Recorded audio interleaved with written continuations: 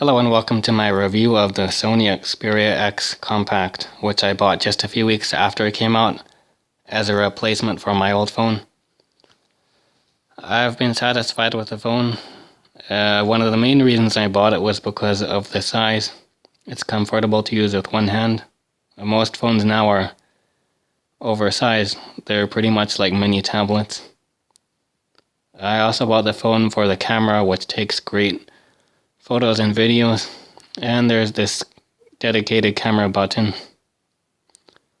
which I use a lot. You just hold it down to focus and press it down all the way to take a picture. I use that a lot. The power button and volume buttons are also in a good space. You don't accidentally press them.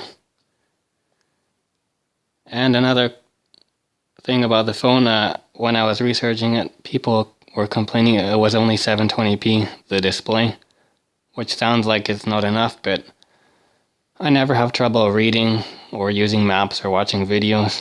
The display is clear and sharp because the screen is smaller, so 720p is enough. And also the processing power is good. You can multitask and do everything you do with the phone, and it doesn't lag.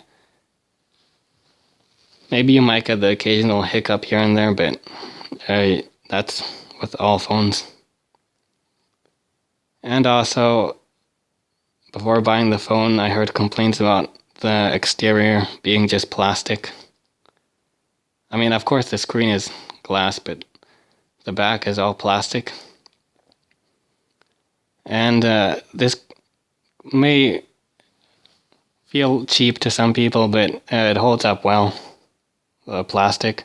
I actually dropped it once, and all that's left is a minor mark on the corner here, if you can even see it. The plastic is still pretty much shiny like when I bought it. So overall, I'm satisfied with the phone, and before I bought it, I also heard the battery was good.